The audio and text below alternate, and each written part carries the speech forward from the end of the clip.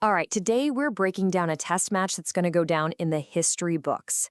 I'm talking about a 5-day epic that ended in one of the most nail-biting, unbelievable finishes you will ever see in cricket. You know, heading into that final day at the Oval, the whole series was right there on the line.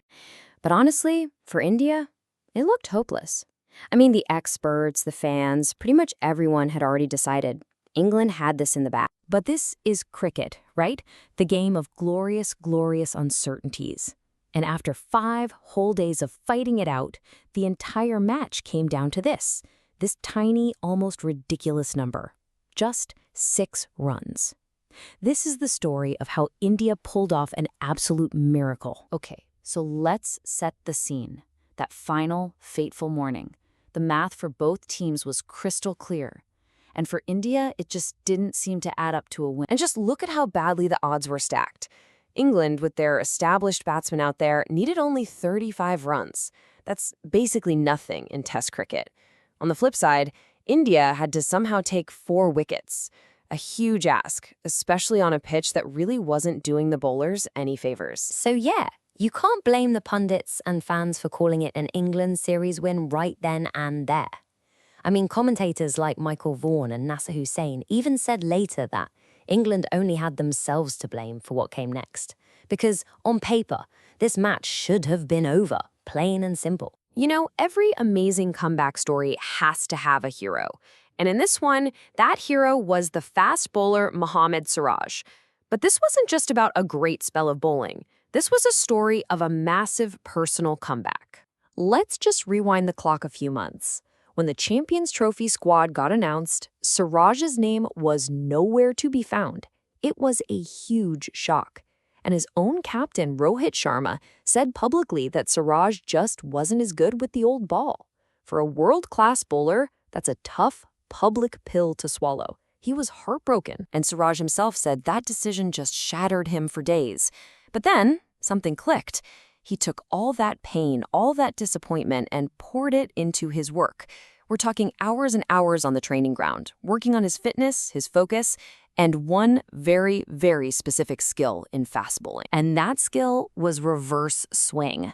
It's kind of like a dark art. You get an old ball, keep one side super shiny, let the other get rough.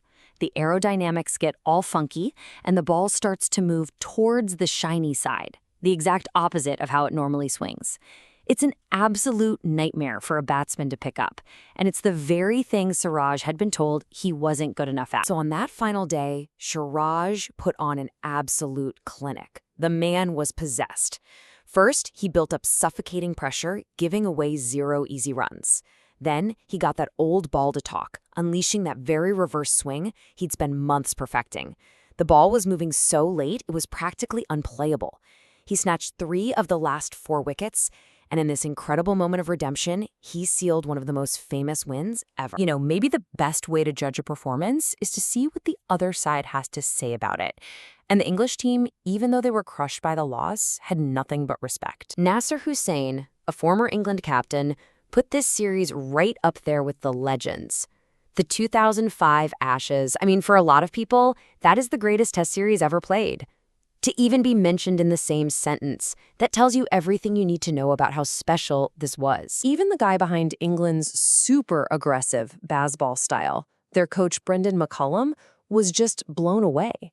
He was obviously disappointed, but he just had to tip his hat to the spirit and the sheer skill Siraj showed to rip the game away from them. But for me, this is the ultimate compliment.